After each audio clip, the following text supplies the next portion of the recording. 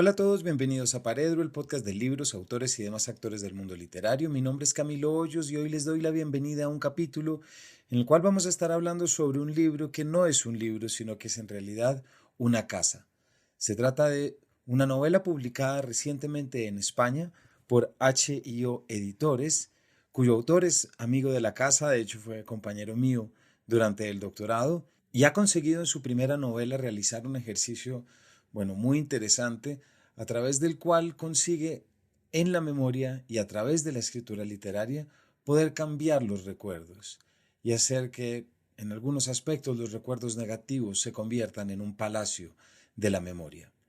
Pablo García nació en La Laguna, en Tenerife, en 1981 y es investigador postdoctoral María Zambrano en la Universitat Autónoma de Barcelona. Actualmente trabaja sobre la materialidad, la composición comunitaria y la censura del libro de sermones visionario de la abadesa franciscana Juana de la Cruz, de quien ya ha editado su cancionero extático. Durante los años 2018-2021 fue Marie Sklodowska-Curie Postdoctoral Fellow en el Instituto de Historia Medieval de la Heinrich-Heine-Universität de Düsseldorf, en Alemania, con el proyecto Late Medieval Visionary Women's Impact in Early Modern Castilian Spiritual Tradition. Sus intereses de investigación actuales son la literatura mística, devocional y conventual, la circulación de la literatura religiosa escrita por mujeres a finales de la Edad Media, especialmente en la península ibérica, la predicación femenina y los manuscript studies. Como ya saben los oyentes, aquí nos interesa mucho siempre ver cómo de las profesiones académicas y de las lecturas académicas surgen productos de la ficción, como lo es este caso, una novela que en su título ya dice mucho sobre lo que hemos adelantado, como lo es La casa de mi padre. Así que sin mayores preámbulos, bienvenidos a un nuevo Paredro. Bueno, Pablo, en primer lugar, bienvenido a Paredro. Gracias, Camilo. Es un súper placer estar aquí contigo. Ya habíamos buscado esta entrevista en años pasados cuando estuviste Ujú. visitando Bogotá. Queríamos también hacer una conversación sobre lo que actualmente estudias y te dedicas, sobre lo que ya hablaremos más adelante. Así que decirles que siempre es muy grato tener amigos en la casa y sobre todo amigos que nos hablan desde otro lugar como tú, Pablo, desde Barcelona, y que también tiene ese pedazo de vida tan importante con tanta charla y tanto estudio. Así que verdaderamente bienvenido. No vamos a Gracias. estar hablando aquí, Pablo, de tu parte académica. Claro que es imposible no hablar de tu parte académica medievalista, sino que Ujú. estamos aquí para charlar por lo que es tu primera novela publicada a finales del año pasado. Me refiero a La casa de mi padre, publicado por H.I.O. Editores. ¿Esto es dónde? Esto es en Barcelona, De Barcelona, en una sí. editorial en Barcelona. Un retrato, Pablo, sobre el padre, pero también una propuesta de la escritura como un medio de transformación, como un medio de cambiar y sobre todo porque, como me escucharán por esta primera paginita que quiero leer, estamos hablando de un libro que es en realidad una casa. Y quiero arrancar por aquí, Pablo. Ujú. Esto no es un libro, es una casa. Y cuando digo que esto no es un libro, no se trata de simple retórica, ni de ningún juego. Esto es una casa, un ático que existió, que compraron mis padres cerca de la torre de la iglesia de la ciudad más antigua de mi isla. Una casa en la que hay un recibidor, una habitación para un niño, un dormitorio, pero que sobre todo tiene un pasillo que conecta dos estancias. Pablo, ¿de dónde sale este libro? ¿De dónde sale la casa? ¿Por qué no nos cuentas un poquito desde acá? Bueno, este libro, como he contado en otras ocasiones, es un libro que se ha hecho a fuego lento realmente. Un libro que yo empecé a trabajar, a escribir cuando llegué a Barcelona hace 20 años. Yo soy de Tenerife, de una ciudad que se llama La Laguna, en las Islas Canarias. Y cuando acabé la carrera en Tenerife, me vine a Barcelona a comenzar un doctorado en estudios medievales. Entonces yo venía de una situación muy extraña allá, porque mi padre acababa de morir, había muerto hacía 2 años, y en unas circunstancias bastante terribles. Y yo me fui de las islas y llegué a Barcelona con una mochila de dolor, por decirlo así. Y mientras estudiaba y comenzaba mi vida aquí, en una ciudad que, como Camilo bien sabe, no es fácil, ¿no? Para una persona que viene de fuera, al menos al principio, pues algunas noches, a través de una necesidad que surgía dentro de mí que no podía acallar, pues comencé a escribir una serie de fragmentos en los que interpelaba a mi padre, ¿no? En los que le decía ciertas cosas, en los que intentaba indagar, ¿no? A mi padre muerto, quiero decir, a la figura de mi padre que ya no existía. Pero que no existía no es correcto, porque sí que existía. O sea, cuando muere alguien importante, a pesar de ser alguien controvertido en tu vida, siempre queda una presencia. Y yo en ese momento escribía a la presencia de mi padre que quedaba dentro de mí, o a su ausencia, en ese juego de presencia ausencia que tienen las personas que nos dejan, ¿no? Y esos fragmentos fueron creciendo, yo fui creciendo con ellos, cada vez hubo más fragmentos, el archivo en el que yo escribía cada vez fue siendo más largo, más extenso, y llegó un momento en el que me di cuenta de que aquellos fragmentos formaban un corpus, ¿no? Un libro, un cuerpo, y que necesitaban ser organizados de alguna manera. Entonces, en ese momento fue cuando surgió la cuestión de la casa, ¿no? De la cuestión de estructurar estos fragmentos, que no solo eso el libro al final, ¿no? Pero sí que en gran parte es estructurar esos fragmentos nacidos del desconsuelo y nacidos del dolor a través de una estructura espacial, arquitectónica, a través de un movimiento, de un paseo interno, a través de una historia interior, en suma, que nos llevara, que nos devolviera a la casa de mi padre, porque lo que hacemos en este libro es esa casa que tú acabas de describir, ¿no? En ese inicio del libro es el ático donde vivió mi padre, y yo lo que hago es entrar en ese ático, volver a entrar en ese ático con el lector y realizar un recorrido en el que cuento la historia, pero en el que también inserto sueños, imágenes, memorias, etcétera. Sobre todo es una indagación sobre la memoria, ¿no? Sobre la ausencia, sobre la memoria y sobre el quién soy yo en cada momento, ¿no?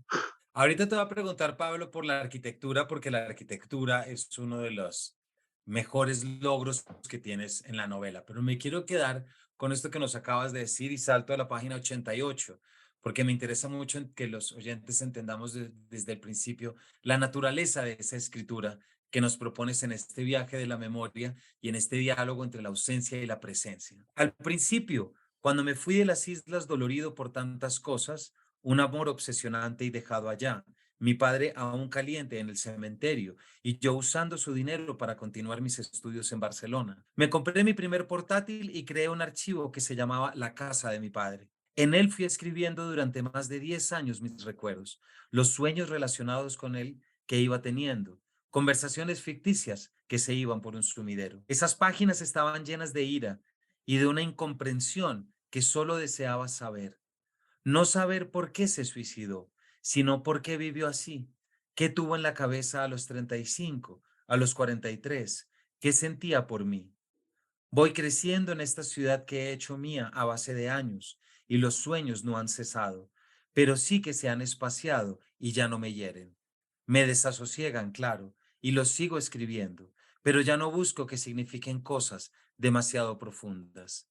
Significan que mi padre sigue ahí, vistiéndose de jeque árabe y fumando tabaco negro, que no se irá nunca y que me recuerda que nunca sabré, no solo sobre él, sino sobre todo lo pasado. Página ya, Pablo, mucho más al final, pero que nos Mm, pone de inmediato esto que a lo largo del libro va a aparecer y sobre lo que te quiero preguntar y es la naturaleza de la escritura.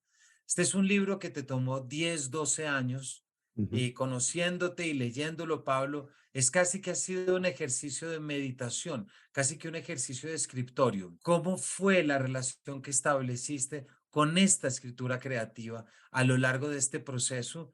Y además, entendiendo que tú nos muestras un camino que ya muchos otros nos han mostrado, y es precisamente la escritura como un medio de transformación y un medio de depuración. Yo creo que hay dos vertientes, ¿no? En lo que me dices. El primero es la razón de esta escritura. Bueno, la razón de esta escritura es la necesidad. Yo cuando salí de Tenerife, yo en Tenerife publicaba en revistas, ¿no? De hecho, estuvimos a punto de montar alguna.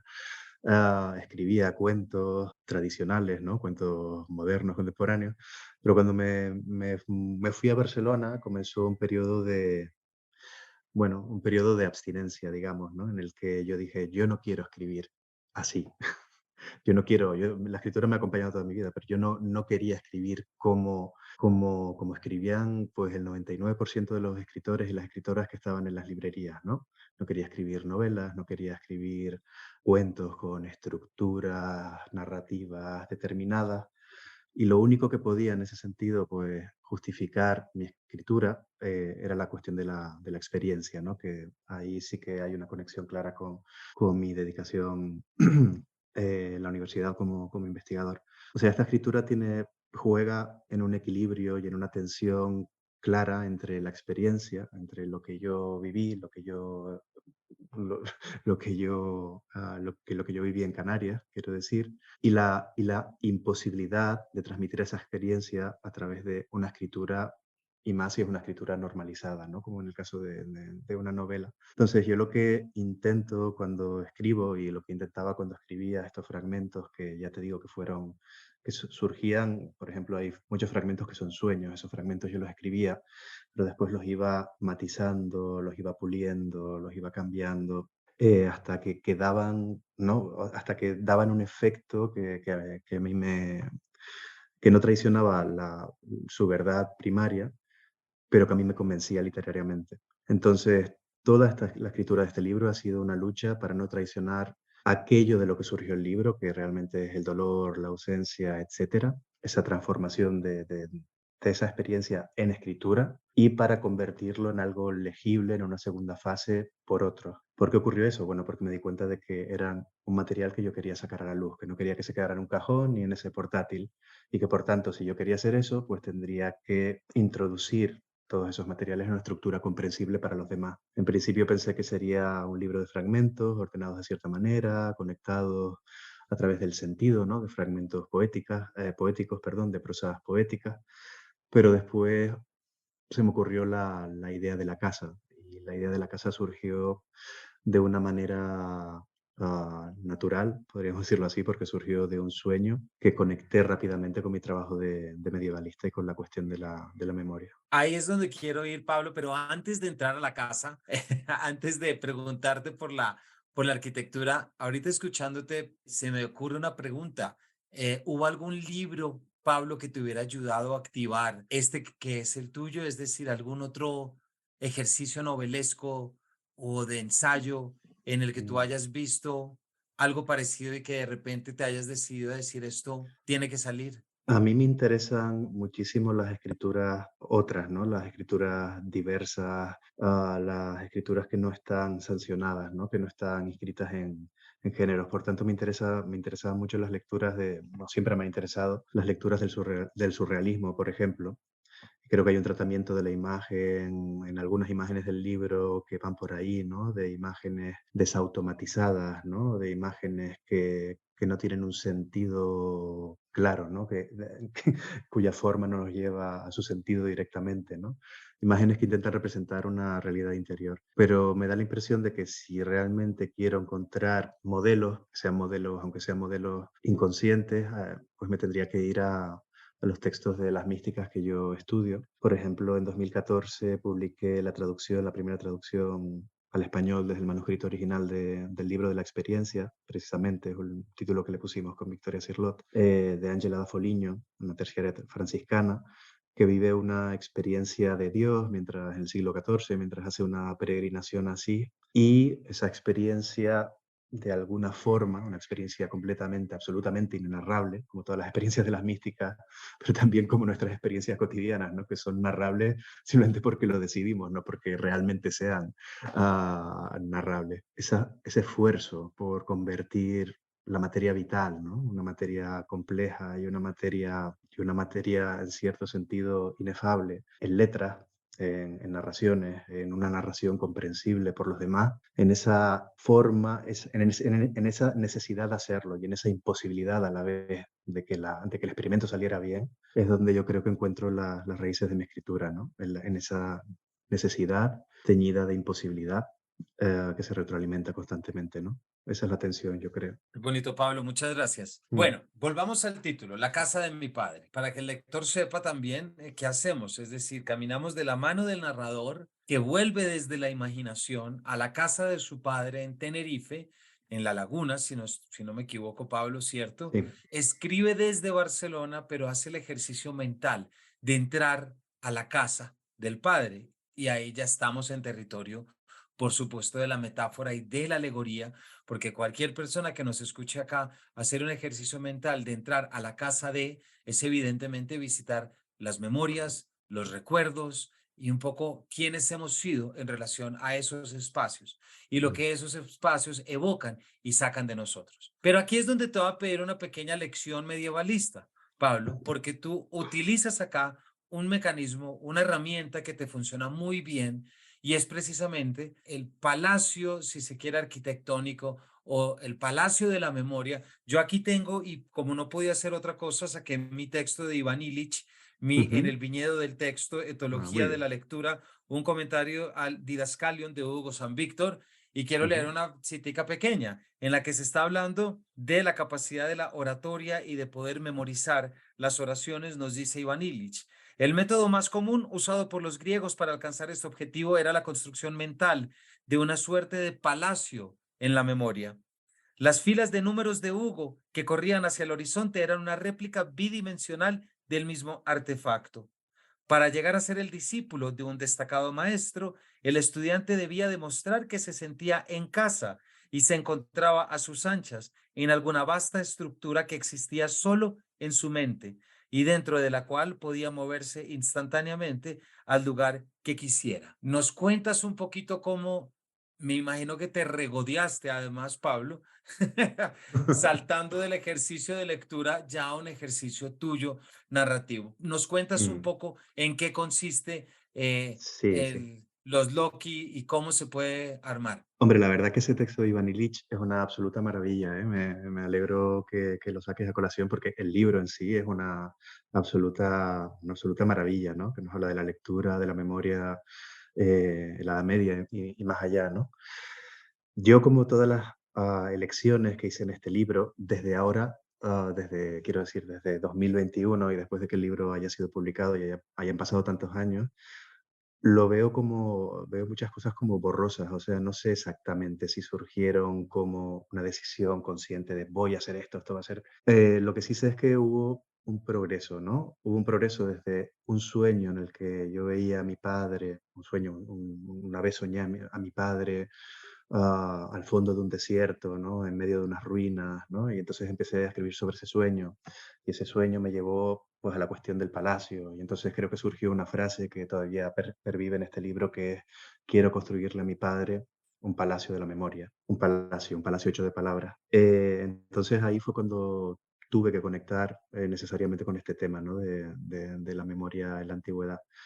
Esto a nivel histórico, bueno, pues en tiempos en los que la memoria era una herramienta fundamental, porque la alfabetización era mucho menor, porque los materiales de escritura eran mucho más caros, no se podían conseguir tan fácilmente, etcétera, pues había que buscar formas para memorizar largas listas de cosas o discursos muy largos y complicados o historias que querías recordar posteriormente sin necesidad de anotarlos en ningún otro lugar ni de que te ayudara nadie, ¿no?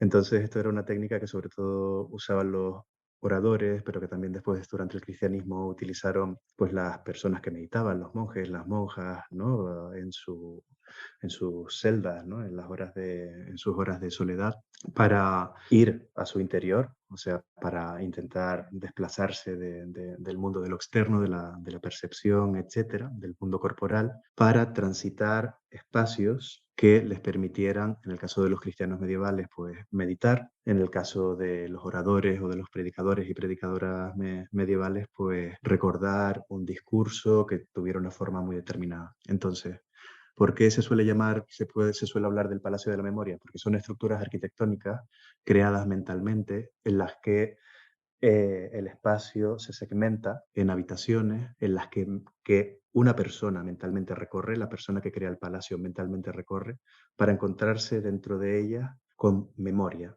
Memoria quiere decir con objetos, en general creados también por la persona que crea el palacio, que le permitan recordar. que le permitan recordar el orden del discurso. Primero, mira, me meto en esta primera habitación aquí a la derecha, me encuentro con una cama. Esta cama habla de la introducción, porque la introducción se habla sobre algo que tiene que ver con las camas. Por ejemplo, después salgo de esta habitación, me meto en la siguiente a la derecha y me encuentro con una lámpara. ¿Por qué? Porque en este momento quiero hablar sobre la luz de bla, bla, bla. Entonces, esto es una forma de estructurar el discurso que yo lo que hice fue utilizar en su sentido afectivo, ¿no? O sea, yo lo que estoy intentando no es buscar simplemente, no es simplemente memorizar algo, memorizar un discurso, sino indagar, tiene que ver más con la meditación cristiana, ¿no? Indagar en mi interior, en un espacio que ya existía en mi interior, que era la casa de mi padre, el que yo he transitado inconscientemente durante toda mi vida, pensándola, soñándola, etcétera, y que esa casa me ayudara a articular no solo esos fragmentos, sino un discurso sobre el porqué o los porqués de mi padre. ¿Quién era esa persona?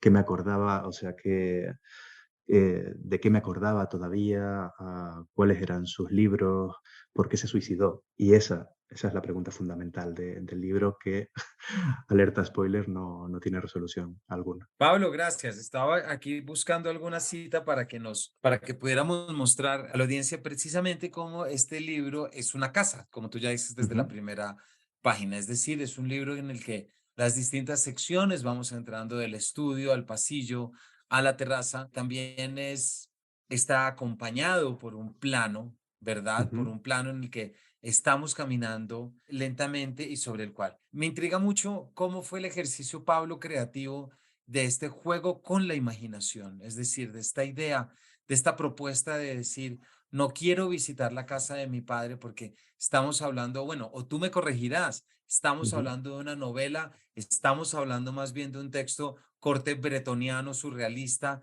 en el ujú, cual no hay categoría entre novela, ficción, realidad, no ficción, es decir, un mundo depurado de las categorías y que busca unir mucho más una escritura creativa sin arandelas y sin etiquetas, sencillamente entenderla como lo que es, como un lenguaje que nos permite visitarnos a nosotros mismos, ujú, ¿cierto?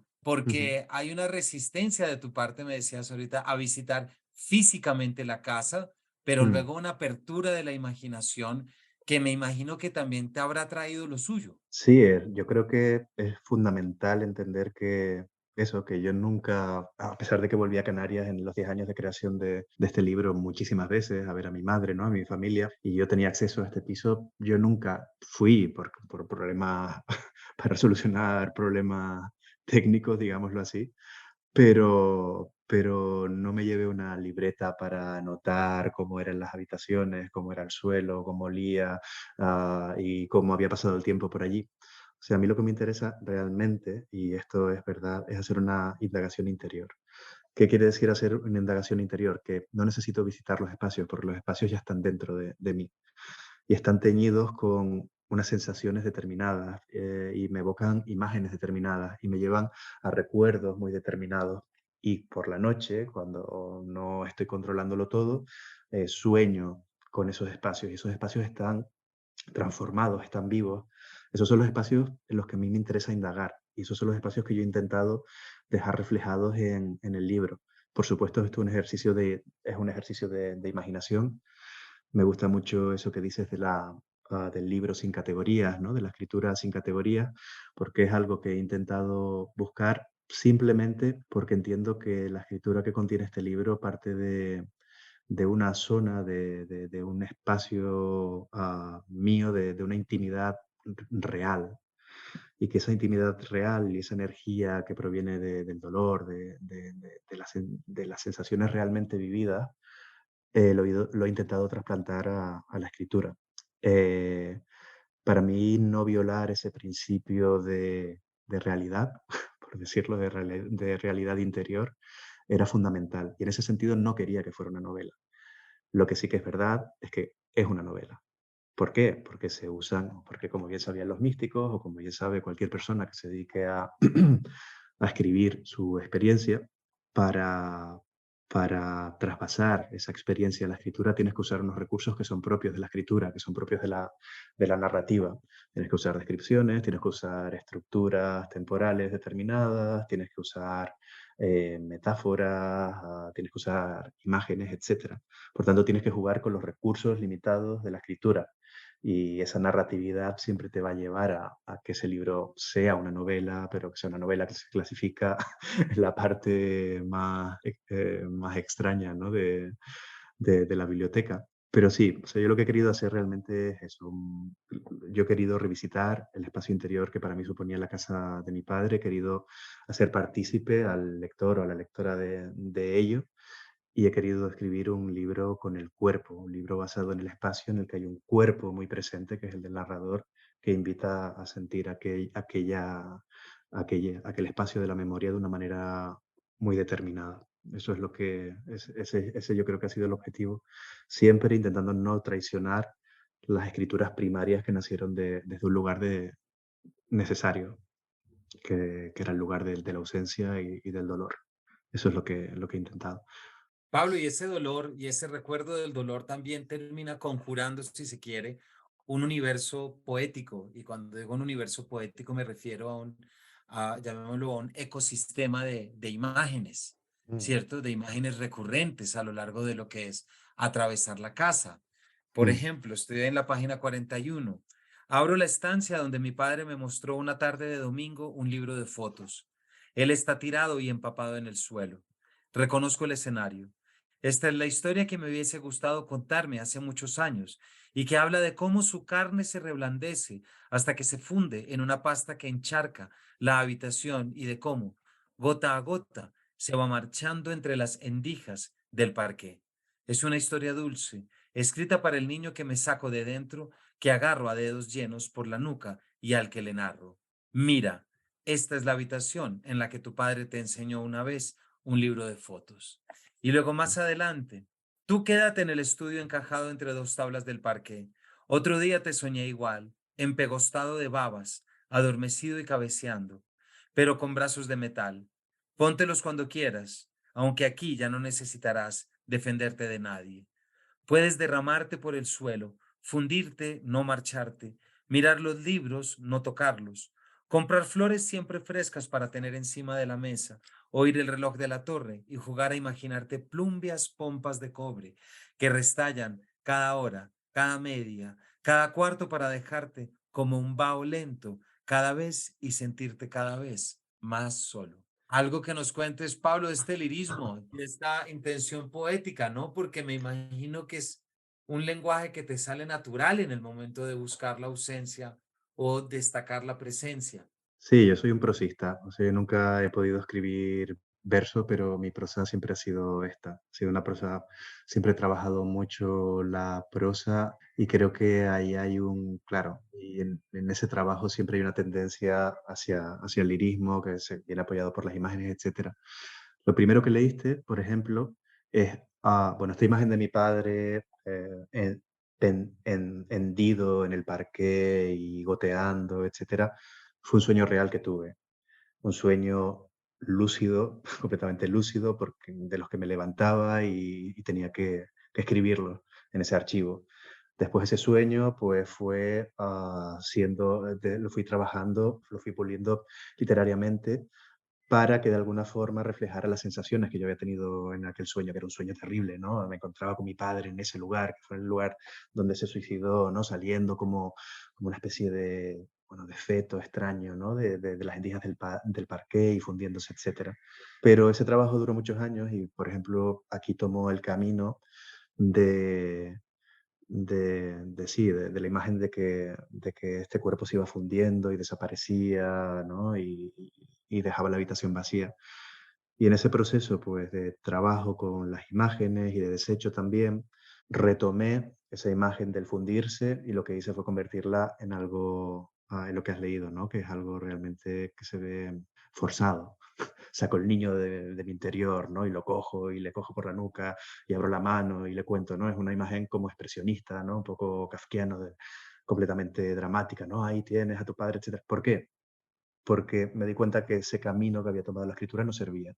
que mi padre no se iba a un reino que existía debajo del parquet, porque realmente hay una imagen de una dulzura que realmente no me explicaba nada. O sea, eso no explica nada sobre la muerte de mi padre. Ahí había un camino que tuve que, bueno, otros fragmentos de este tipo los he desechado, simplemente no están en el libro. Este lo reconstituí para enseñarlo como algo, bueno, ya te digo, hiperdramático, ¿no? Que se viera que realmente era algo que no servía. Se vuelve a salir de la estancia, se vuelve a entrar y entonces se trata la imagen de otra manera. Y ahí es donde, pues donde se empiezan donde la imagen es como un imán, ¿no? Y está magnetizada y comienza a atraer elementos de la evocación. Y ahí es donde empiezo a trabajar, pues elementos que también están dentro de mí, que en principio no tenían que ver con el sueño, pero que no lo traicionan. Bueno, y al final está ese final de capítulo que has leído, que oyéndote me parece muy bello y hay una imagen ahí además que acabo de reconocer que no, que no recordaba que estuviera ahí. Pero es que es una escritura por capas, como ves, ¿no? O sea, hay un sueño, después hay un trabajo sobre ese sueño, después hay una poetización que no sirve, se convierte en algo dramático, se vuelve a entrar y se vuelve a tratar la imagen. Es una escritura por capas y en ese tiempo yo he ido creciendo y mi visión y mi percepción de la muerte de mi padre ha ido cambiando también.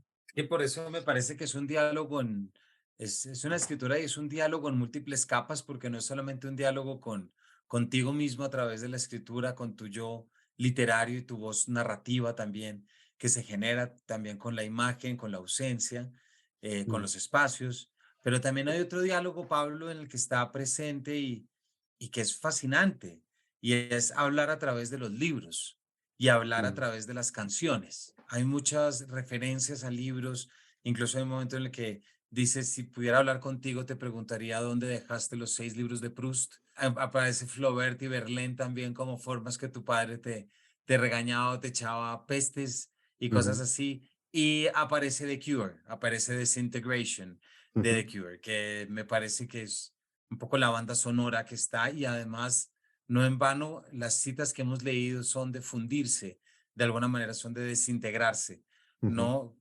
Como es ese gran disco. ¿Por qué no nos cuentas un poquito de esa banda sonora y esa banda literaria que mm, acompaña el libro y cómo cumple ese doble propósito, no solamente de caracterizar el narrador, sino también de establecer un diálogo mm. con el padre que fue quien los dedicó o quien los dejó? Bueno, ahí está la cuestión de la herencia, ¿no? Cuando muere alguien, siempre, bueno, toca cargar con una herencia. Esa herencia puede ser fácil de sobrellevar o difícil. En el caso de mi padre, pues la herencia que me dejó, además de los recuerdos, etcétera, fueron pues sus cuadros, sus discos, sus libros. Él era un gran lector. Y yo me dedico a lo que me dedico hoy en día. O sea, yo he estudiado literatura, me paso el día pues leyendo cosas antiguas, después por la noche, y en mi tiempo libre no tan antiguas. Pero en todo caso, los libros fueron en los fragmentos iniciales una forma de intentar entender, una de las vías que se abrieron para intentar entender a una persona que ya no estaba y que no existía. Era un rastro, ¿no? Que había dejado esa persona y que yo me empeñaba como en leer, pero ese intento de lectura siempre se daba contra las mismas paredes, ¿no? Porque realmente una biblioteca tiene sentido, está ordenada, tú lo sabes muy bien, ¿no? Está organizada de una forma en la que, ¿no? En la que es un texto en sí, pero la biblioteca de mi padre, los libros que dejó realmente solo me multiplicaban las preguntas. Y entonces me llevaban a callejones sin salida, como todo lo demás, ¿no?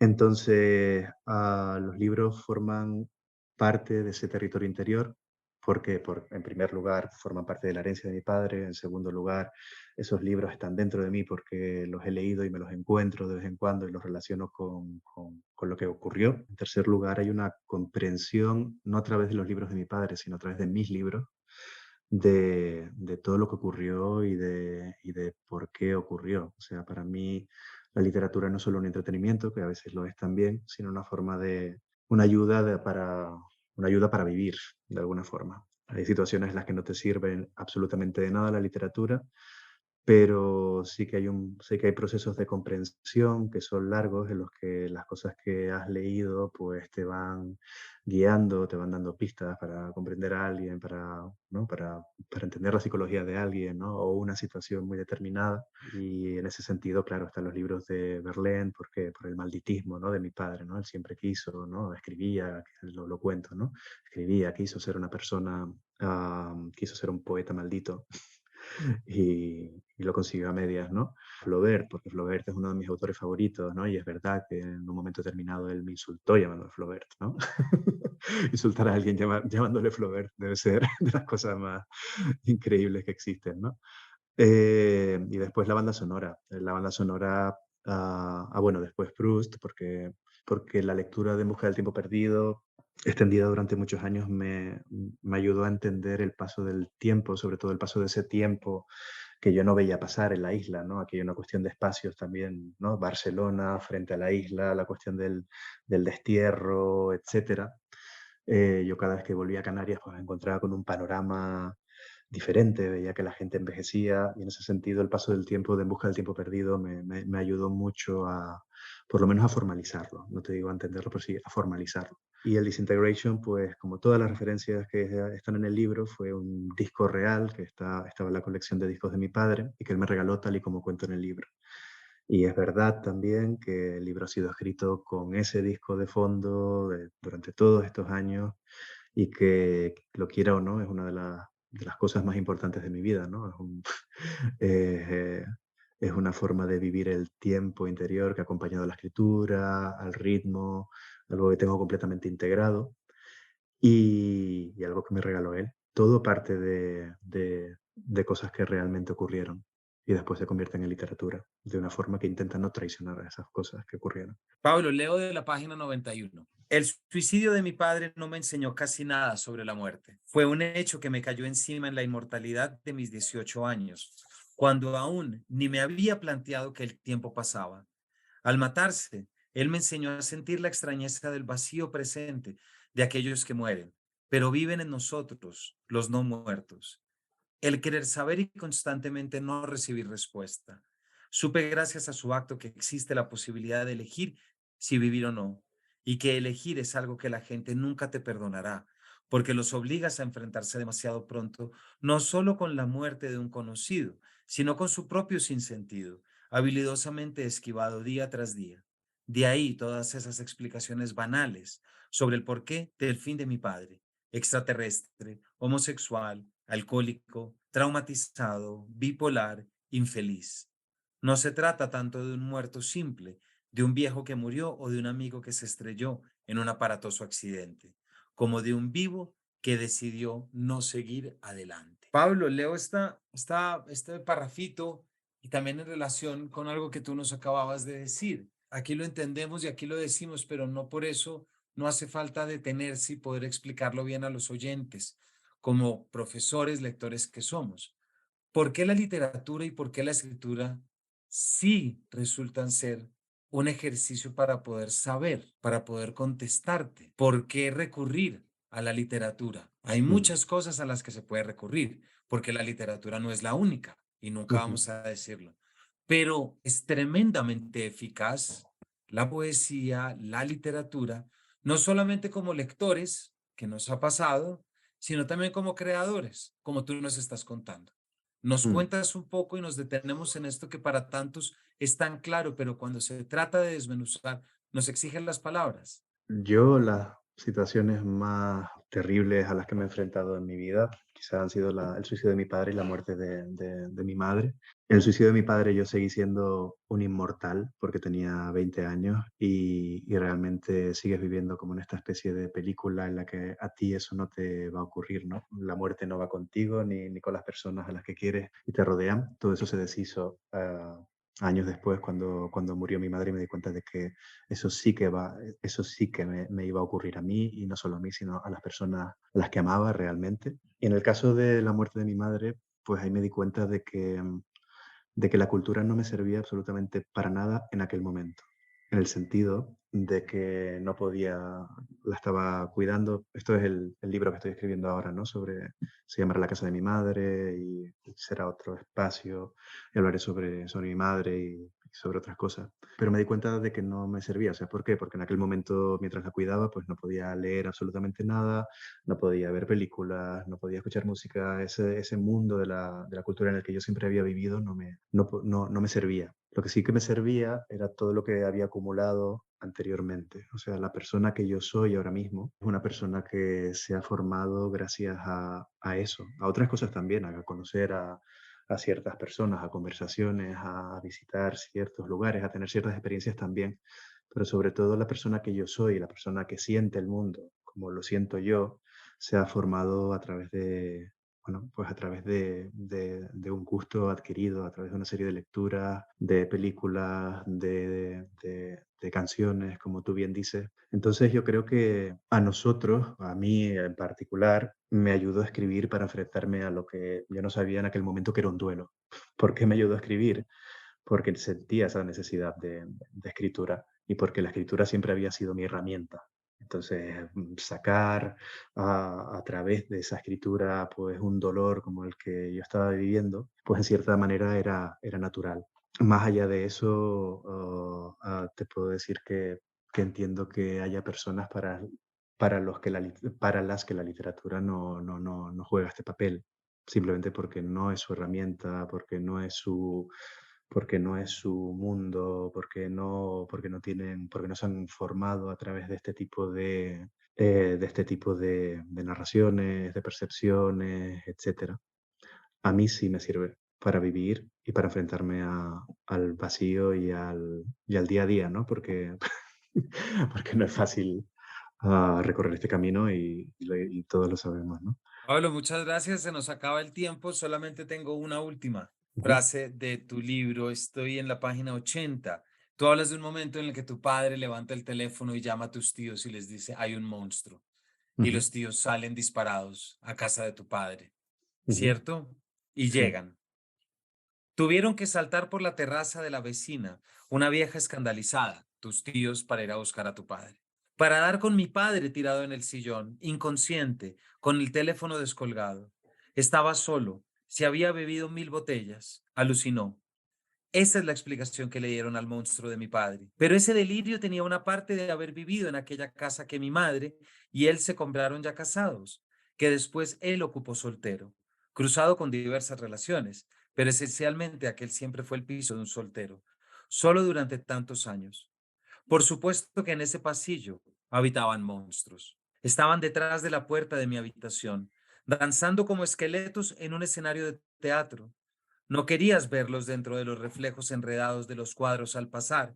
Iban de tu dormitorio al baño.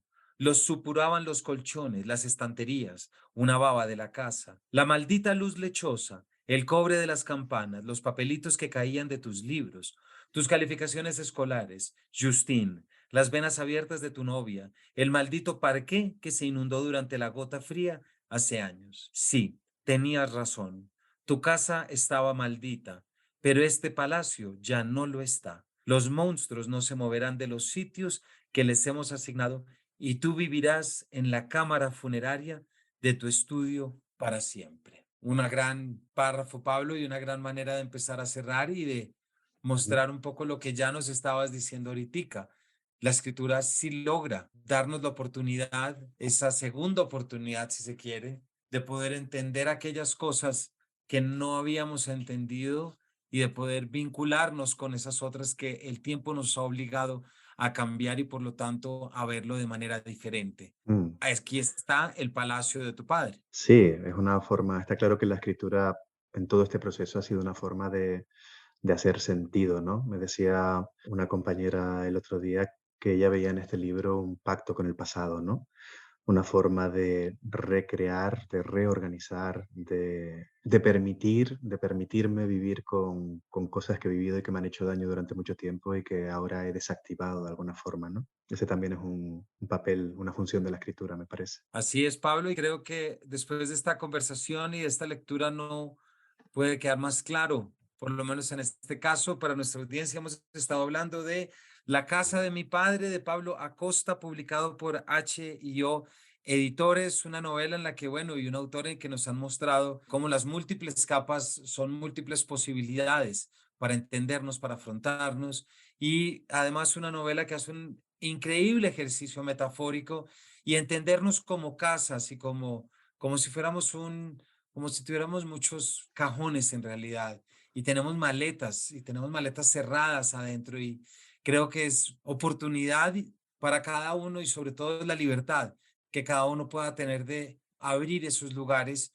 visitar esas casas para poder cambiarlas a través de la luz de la escritura, perdón. Pablo, muchísimas gracias por habernos acompañado y por habernos contado tanto detalle y tanta esquina de la casa de tu padre. Gracias a ti, Camilo. La verdad que ha sido un placer enorme volver a Colombia y volver a hablar contigo, la verdad. Pablo, gracias a ti. A todos nuestros oyentes, pues ya saben, no sé si esta se consiga en Colombia o en Latinoamérica, en todo caso, pues estar muy pendientes, o si hay de pronto una edición digital o algo, Pablo. Se puede comprar digitalmente, hay distribución en México, Sexto Piso, en Uruguay también, y si no, se puede comprar a través de la web de H&O Editores. Allí se los mandarán rápidamente. Yo creo que el objeto vale la pena. Sí, el libro se puede leer en Kindle, claramente, pero el objeto que han creado desde la editorial creo que vale la pena tenerlo entre las manos. Así es, con una portada muy linda y los dibujos. Así que,